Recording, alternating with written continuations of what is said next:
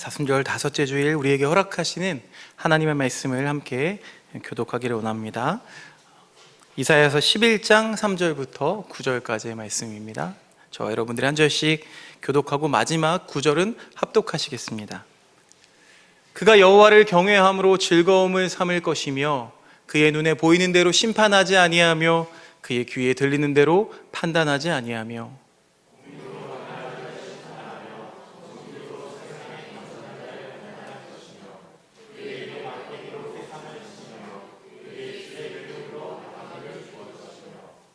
공의로 그의 허리띠를 삼으며 성실로 그의 몸의 띠를 삼으리라.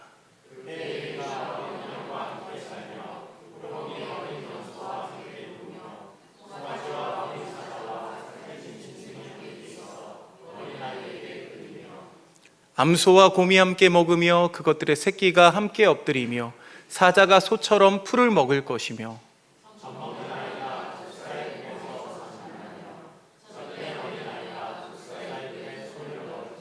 함께 읽겠습니다. 내 거룩한 산 모든 곳에서 해됨도 없고 상함도 없을 것이니 이는 물이 바다를 덮음같이 여호와를 아는 지식이 세상에 충만할 것임이니라. 아멘. 오늘 창조세계 회복이라는 제목을 가지고 이사야 말씀을 우리 박영서 목사님께서 전해주실 때에 큰 은혜 있으시기를 바랍니다.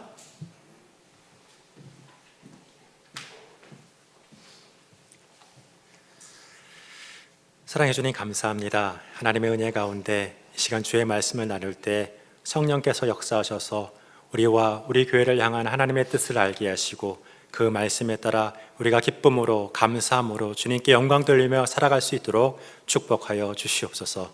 예수님의 이름으로 기도드립니다. 아멘. 오늘은 창조세계 회복이라는 제목으로 하나님의 말씀을 나누도록 하겠습니다. 우리 행복을 나누는 하나교회의 비전은 하나님 나라 확장과 창조세계 회복을 위해 책임 있게 행동하고 사랑을 나누는 제자 공동체입니다. 이 비전을 다시 한번 새겨보고 더욱 매진하고자 몇 주 전 수요 예배에서 먼저 하나님 나라 확장에 관한 열문화 비유의 말씀을 나누었습니다.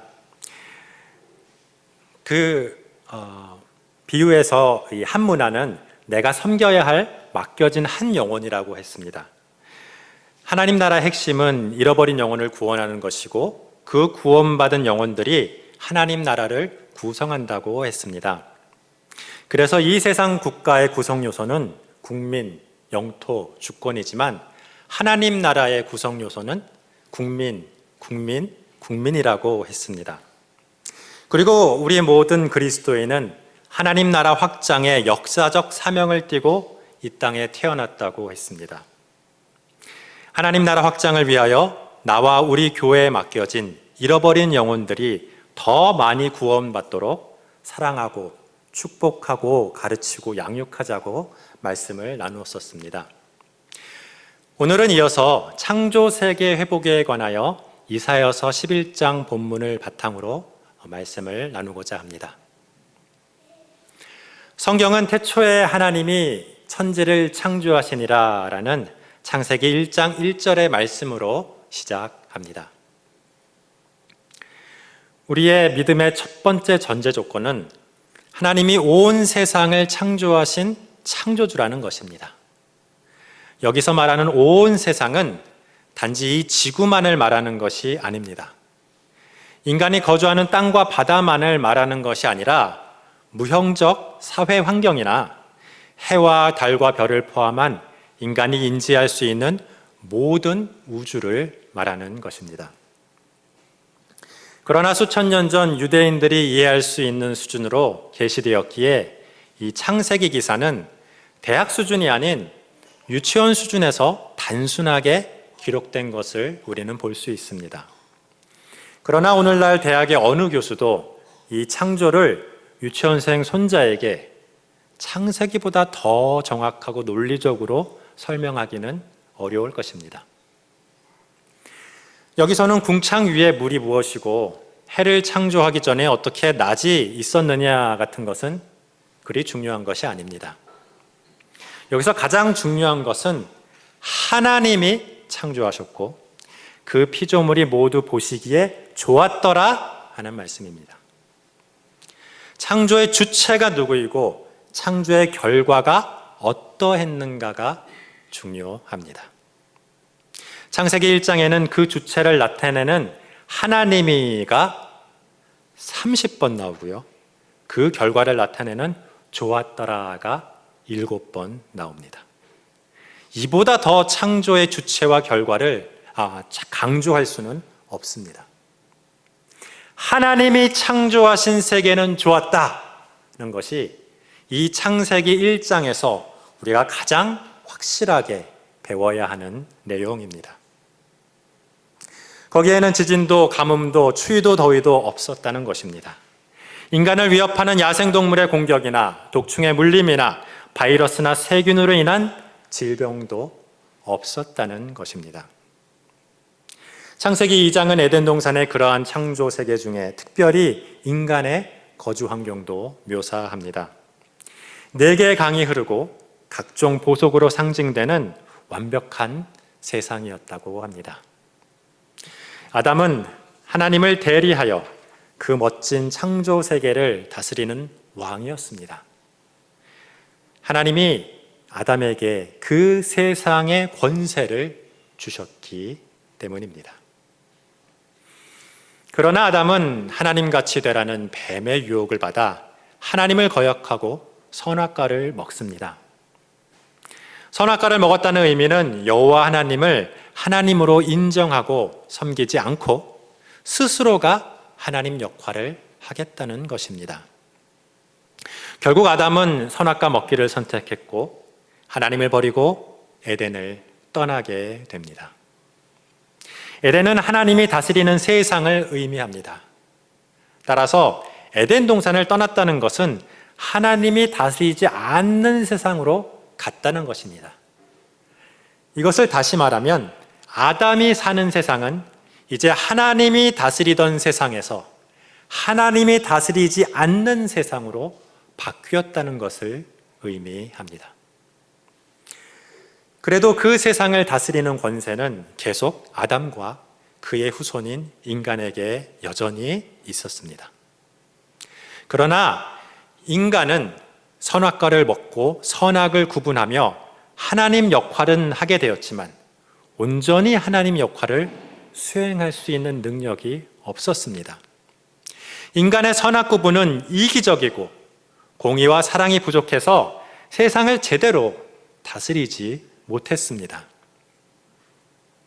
부족한 인간이 다스리는 땅은 그의 주인인 인간과 함께 타락하고 저주를 받아 가시덤불과 엉겅퀴를 내게 되었습니다. 인간은 먹을 것과 입을 것을 무한히 공급하던 그런 하나님의 능력이 없었으므로 저주받은 땅에서 땀 흘려 힘겹게 일해야만 먹고 살 수가 있었습니다. 또한 뱀에게 속아서 선악과를 먹은 아담은 뱀의 권세 아래 놓이게 되었습니다. 계속해서 뱀으로 상징되는 이 사탄에게 속으면서 사탄이 원하는 대로 세상을 다스리기 시작했습니다. 약육강식과 적자 생존의 세상이 시작된 것입니다. 하나님의 무한한 풍성함이 사라지자 모든 자원은 제한되었고 제한된 자원을 확보하고자 사람들은 경쟁하기 시작했습니다. 강한 자가 약한 자의 것을 빼앗고 힘을 키워 부자가 되고 주인이 되고 왕이 되어서 신하와 노예를 부렸습니다. 요한복음에서 예수님이 사탄을 세상의 임금이라고 부른 것은 세상의 권세를 가진 인간들을 속여 그 권세를 취하고 마음대로 휘둘렀기 때문입니다. 이처럼 하나님이 주신 거룩한 세상 권세는 인간의 타락으로 사탄의 어둠의 권세가 되었고 우리가 대적하고 투쟁해야 할 대상이 되고 말았습니다. 그런데 타락한 것은 인간만이 아니었습니다. 인간의 권세 아래 있던 피조물들도 모두 저주를 받고 타락하게 되었습니다. 여기서 저주를 받았다는 말은 동화책에 나오는 흑마법과 같이 주문을 외운다던가 인형의 바늘을 찌르는 것으로 생각하시면 안 됩니다. 성경에서 저주를 받았다는 것은 하나님의 다스림에서 벗어났다는 의미입니다. 창세기 1장의 창조는 하나님의 다스림으로 이 피조 세계에 질서가 부여된 것인데, 이 피조 세계가 하나님의 다스림에서 벗어나면 저주를 받은 것이고, 이는 태초에 하나님이 부여한 질서가 깨어지는 것을 말합니다. 지진이 일어나고 화산이 폭발하고 홍수와 가뭄과 추위와 더위가 있는 것은 그 질서가 깨어진 것이라고 이해할 수 있습니다. 창세기 2장 5절에 보면 노아의 홍수 전에는 비가 내리지 않았고 따라서 구름이나 무지개도 없었습니다. 창세기 8장 22절 말씀처럼 추위나 더위나 여름이나 겨울이 생긴 것은 모두 인류가 더욱 타락함으로 인한 노아의 홍수 이후에 생긴 일입니다. 피조 세계가 노아 홍수로 인해 저주를 받고 질서가 깨어져 사람이 먹고 살기 어려운 곳이 되자 하나님은 인간의 생존을 위해 창세기 9장 3절에 고기를 먹는 육식을 허락하셨습니다. 이처럼 생명나무 열매를 먹으며 인간이 영원히 살 수 있던 에덴 동산의 완벽한 세상은 저주를 받았어도 인간이 900년은 살 수 있던 노아의 홍수 전의 세상이 되었다가 더욱더 죄를 짓고 타락하자 인간이 120년도 못 사는 척박한 노아 홍수 후의 세상이 되었던 것입니다. 창세기 전반부는 이러한 피조 세계의 타락 과정을 자세하게 설명합니다. 우리가 알고 있는 이 세상은 노아 홍수 후에 지독히 심하게 파괴된 세상입니다. 지금도 어떤 곳에 가면 산 좋고 물이 좋다고 하지만 홍수 전이나 에덴 동산에는 감히 비교할 수 없습니다. 이처럼 인간과 그가 다스리는 창조 세계는 모두 심하게 타락되었고 절대적으로 회복이 필요합니다. 유대인들은 에덴이나 홍수 전의 세상을 창세기가 기록되기 한참 전부터 구전된 하나님의 계시의 말씀을 통하여 알고 있었습니다. 그리고 이사야 시대에는 심판받아 망해가는 이스라엘을 보며 이 땅의 타락을 더욱 실감하고 있었습니다. 그들은 이스라엘의 회복을 고대하고 있었고 그 회복은 이스라엘의 회복을 넘어 에덴의 회복을 가리키고 있었습니다. 따라서 이사야가 말한 구세주 메시아는 이스라엘을 회복하는 다윗의 인간적인 왕을 넘어서 온 세상을 회복하는 하나님의 아들 예수님을 의미하고 있었습니다. 이사야는 미처 몰랐을지라도 하나님은 이사야의 입을 통하여 예수님을 반복적으로 계시하였기에 이사야서는 신약에서 가장 많이 인용된 선지서가 되었습니다. 그래서 오늘 본문 11장도 예수님을 이야기합니다. 11장 1절에 이새의 줄기에서 한 싹이 나며 라고 표현한 이 다윗의 아버지인 이새의 후손으로 오시는 메시아는 바로 예수님을 의미합니다. 2절에 여호와의 영이 강림하시는 그는 바로 세례 요한의 세례를 받을 때 성령이 비둘기같이 임했던 예수님을 의미합니다. 3절에 눈에 보이는 대로 심판하지 아니하며 귀에 들리는 대로 판단하지 아니하는 정의로운 그가 바로 예수님입니다. 4절에 공의로 가난한 자를 심판하며 그의 입에 막대기로 세상을 치는 분도 요한계시록 12장 5절에 철장으로 만국을 다스릴 예수님을 의미합니다. 그리고 예수님이 오시면 일어나게 되는 변화된 세상의 모습을 6절에서 9절까지 설명합니다.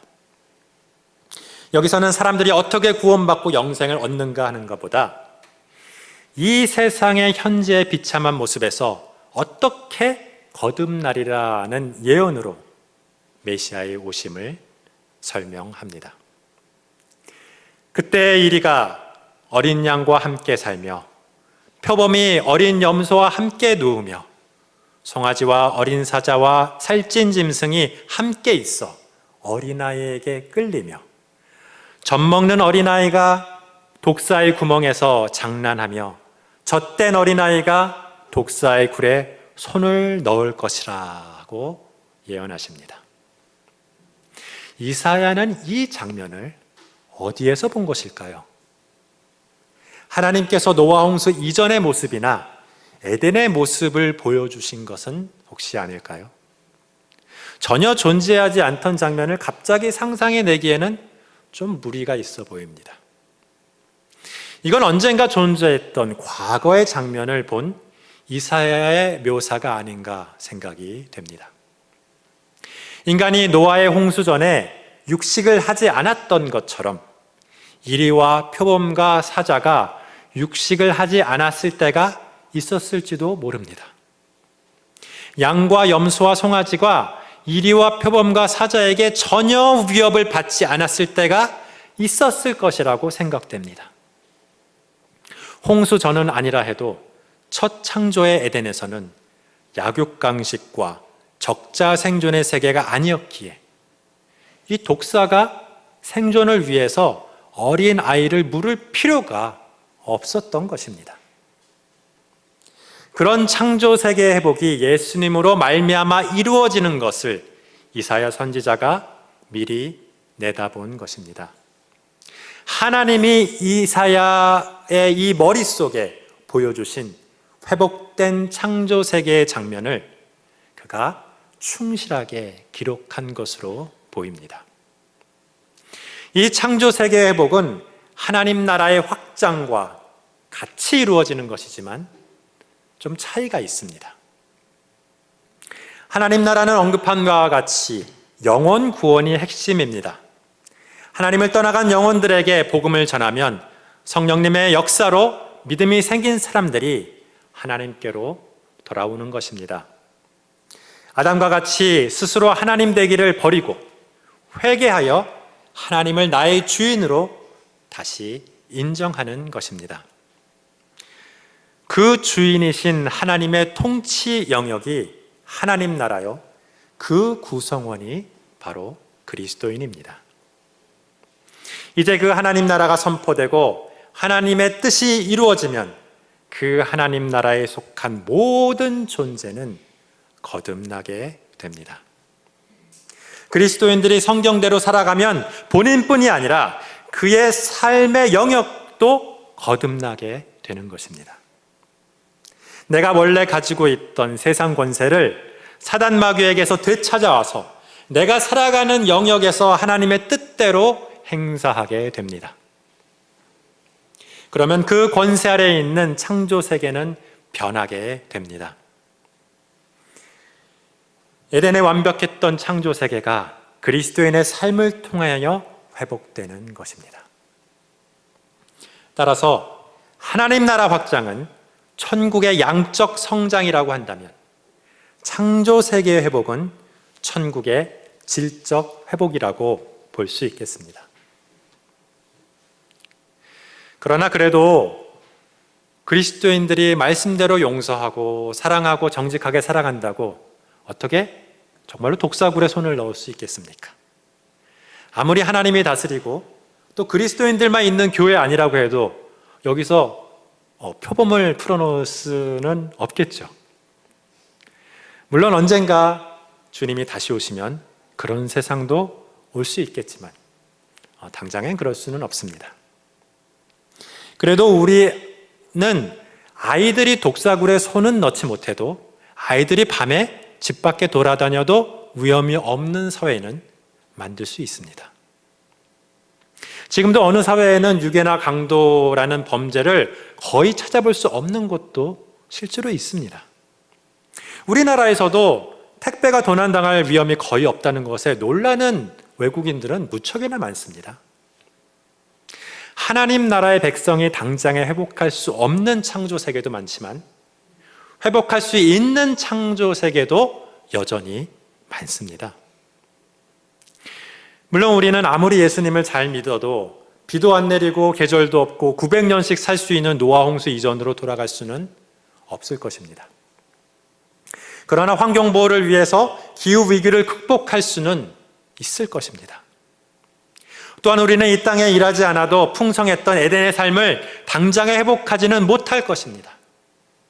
그러나 나눔과 복지제도의 개선을 통해서 식사를 거르는 사람은 없도록 만들 수는 있습니다. 아마도 우리는 아무리 노력해도 우리의 욕심과 이기심을 다 버리지는 못할 것입니다. 그러나 죄를 멀리하고 성령에 순종하여 예수님의 장성한 분량에까지 조금씩 성화되어 갈 수는 있을 것입니다. 아마도 우리는 전쟁이나 분장이나 싸움을 다 피할 수는 없을 것입니다. 그러나 우리가 용서하고 사랑하고 손해도 좀 본다면 우리의 평안을 지킬 수 있습니다. 그리스도의 손해는 비자발적인 베풀기라고 생각이 됩니다. 비자발적인 베품을 자발적인 베품으로 내가 인정을 한다면 우리는 더욱더 그 평안을 지킬 수 있을 것입니다. 그러면서 에덴으로 돌아가는 소망도 우리는 버리지 않습니다. 우리가 예수님 믿고 영생을 얻었다는 의미는 영원히 살 수 있었던 이 에덴이 회복되고 자라난 천국에 가리라는 것입니다. 천국이나 하나님 나라는 지상에서 우리가 이루어가는 부분도 중요하지만 거기에만 제한되지는 않습니다. 성경 말씀대로 마지막 때 예수님은 분명히 육체로 다시 오실 것이고 죽어서 낙원에서 안식하던 성도들의 영혼은 모두 육체로 부활하여 완성된 천국을 온전히 이룰 것이기 때문입니다. 아멘. 요한계시록 21장은 그 천국이 이 땅에 내려오는 장엄한 모습을 보여줍니다. 1절, 2절에 보면 또 내가 새 하늘과 새 땅을 보니 처음 하늘과 처음 땅이 없어졌고 바다도 다시 있지 않더라. 또 내가 보매 거룩한 성 새 예루살렘이 하나님께로부터 하늘에서 내려오니 그 준비한 것이 신부가 남편을 위하여 단정한 것 같더라. 여기서 새 예루살렘은 마지막 때 완성된 천국을 상징합니다. 에덴이 회복되고 완성되어 새 예루살렘이 되는 것입니다. 4절에 보면 모든 눈물을 그 눈에서 닦아주시니 다시는 사망이 없고 애통하는 것이나 곡하는 것이나 아픈 것이 다시 있지 아니하리니 처음 것들이 다 지나갔음이라. 아멘. 이렇게 창조 세계의 타락으로 인한 모든 문제가 완전히 해소되는 것이 바로 천국의 완성입니다. 예수님의 부활로 이 땅에 시작된 천국이 성도들의 경건한 삶을 통하여 자라가다가 예수님이 재림하시는 마지막 때에 완성되는 것입니다. 이는 우리가 하나님의 은혜로 예수 믿고 거듭나서 이 땅에서 성도로 살면서 차차 성화되어 가다가 마지막 때에 영화되어서 온전한 구원에 이르는 것과 같은 원리라고 볼 수 있습니다.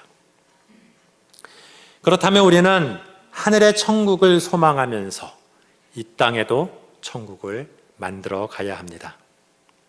예수님이 재림하실 때를 기대하면서 오늘 그 길을 예비해야 합니다. 저는 30여 년 전에 그 대학부 수련회 때 만난 이 소책자 중에서 죄 많은 세상 이대로 좋은가 라는 책을 아직도 기억합니다. 그 당시 그 내용이 정말 참신해서 이 정확한 제목까지 아직 기억하고 있습니다. 그 전에 교회에서 들어온 설교와는 그 내용이 너무나 달랐었기 때문입니다. 그러나 그 내용은 이제 우리에게 어쩌면 너무나 익숙한 이야기가 되었습니다. 우리는 죄 많은 세상을 등지고 교회로 도피해야 하는 것이 아니고 세상에 나아가 하나님 나라를 건설하고 창조 세계를 회복해야 하는 것입니다. 인간이 타락한 이후 제한된 자원을 차지하려 힘 있는 자들이 부를 축적하면서 자신들을 지속적으로 지키기 위해서 만든 부조리한 제도 중에 대표적인 것은 노예제도였습니다. 노예로 태어나면 평생 노예로 자유 없이 희망 없이 주인만 섬기며 살아야 했습니다. 인권이 없는 주인의 소유물이라서 팔려가기도 하고 죽임을 당해도 하소연할 곳이 없었습니다. 노예들은 가장 하나님의 창조 세계에서 멀어진 타락한 세계에서 수천 년간 가슴을 치고 눈물을 흘리며 살아왔었습니다. 그러나 이제는 그런 노예들을 잘 찾아보기 어렵습니다. 영국의 윌리엄 윌버포스나 미국의 아브라함 링컨 같은 그리스도인들이 이 땅에 하나님의 창조 세계를 회복하기 위하여 목숨을 걸고 투쟁하고 성취한 결과입니다. 그들은 출애굽기 21장 16절에 사람을 납치한 자가 그 사람을 팔았든지 자기 수하에 두었든지 그를 반드시 죽일지니라 라는 말씀을 근거로 아프리카에서 노예를 사냥해서 사고 파는 노예 무역은 하나님 나라에서는 결코 있을 수가 없다는 믿음을 가지고 있었습니다. 거기에 더해 그들은 반인륜적인 노예 제도를 폐지하는 일이 그 무엇보다도 하나님의 창조 세계를 회복하는 것이라고 믿었습니다. 이에 영국의 하원의원이었던 윌리엄 윌버포스는 1786년부터 노예무역 폐지협회를 창설하고 흑인 노예들의 참상을 알리면서 노예제는 반인권적인 악습이라는 여론을 만들며 입법 활동을 계속하였습니다. 노예무역자들은 그를 핍박하고 죽이려까지 했지만 이에 구걸하지 않고 21년간의 노력 끝에 결국 1807년 노예무역 폐지법을 통과시켰습니다. 그러나 그는 이에 만족하지 않고 계속적으로 의정 활동을 이어갔고 47년 만인 1833년에 대영 제국에서는 1년 내에 노예제를 완전히 폐지한다라는 법안이 통과되었다는 소식을 듣고 사흘 후에 비로소 눈을 감았습니다. 48년이 걸렸지만 어쩌면 그리 오래 걸린 것이 아닙니다. 수천 년 내려오던 그 악한 제도가 한 세대의 노력으로 막을 내린다는 것은 정말 놀라운 성령님의 역사이자 그와 그의 신앙 공동체에 이 성경 말씀에 대한 철저한 순종과 헌신적인 행동의 결과였습니다. 대영 제국과 그 지배 아래 있던 전 세계의 식민지에서 노예들이 모조리 해방되자 프랑스를 비롯한 유럽 각국에서도 수많은 그리스도인들의 헌신적인 노력으로 노예제는 폐지되기 시작했습니다. 그리고 마침내 미국에서도 1863년 아브라함 링컨 대통령은 노예 해방을 선언하였습니다. 그리고 이를 관철시키기 위해 반대하던 남부연합과의 남북전쟁에서 승리하고 미국에서 노예 제도를 철폐하였던 것입니다. 이는 타락하였던 창조세계가 하나님의 백성에 의하여 크게 한 발자국 회복된 순간들이었습니다. 눈물과 한숨으로 살아가던 수많은 억압받은 그 영혼들을 하나님께로 한 발자국 더 나아가게 만든 창조세계 회복의 기념비였습니다. 하나님 나라로 구원받아 하나님의 자녀된 우리는 하나님의 생명인 영생과 세상을 다스릴 권세를 선물로 받았습니다. 그러나 그와 동시에 영생을 살면서 이 하나님의 나라를 확장하고 창조 세계를 회복할 사명도 함께 받았습니다. 더 많은 잃어버린 영혼을 찾아 사랑하고 축복하고 양육하며 하나님 나라를 확장할 뿐 아니라 우리가 살아가는 환경과 국가와 사회와 공동체와 가정을 포함한 모든 창조 세계를 회복할 사명이 우리 그리스도인에게는 있습니다. 내가 거룩한 산 모든 곳에서 해됨도 없고 상함도 없을 것이니 이는 물이 바다를 덮음같이 여호와를 아는 지식이 세상에 충만할 것임이니라. 아멘. 이 말씀처럼 온 세상에 하나님의 뜻과 하나님의 다스림이 충만하게 될 것을 믿으며 우리는 각자의 사명을 확인하며 치열하게 살아가야 할 것입니다. 그러면 우리는 언젠가 반드시 완전히 회복된 에덴을 새 하늘과 새 땅으로 맞이하게 될 것입니다. 이렇게 창조 세계 회복을 위하여 구체적으로 기도하고 논의하고 책임 있게 행동하는 저와 여러분이 되시기를 예수님의 이름으로 축원합니다. 함께 기도하겠습니다. 사랑의 하나님 아버지, 감사합니다. 우리를 택하시고 구원하셔서 창조 세계를 회복할 사명을 맡겨주심에 감사합니다. 내가 속한 공동체와 사회가 더 이상은 타락하지 않도록 기도하게 하여 주시옵소서. 우리의 자녀들과 후손들이 살아갈 터전과 환경이 성경 말씀대로 회복되도록 책임 있는 행동을 하게 하여 주시옵소서. 믿음의 선배들이 세상을 변화시키기 위해 용기 있게 행동한 것을 본받아 우리가 감당할 수 있는 일이 무엇인지 깨닫게 하여 주시옵소서. 우리가 무엇을 위하여 이곳에 모였는지 주님 우리로 알게 하여 주시옵소서. 하나님 나라 확장과 함께 창조 세계 회복을 위해 그 부르심에 달려나가는 우리와 우리 교회가 되게 하여 주시기를 간구하오며 예수님의 이름으로 기도드리옵나이다. 아멘.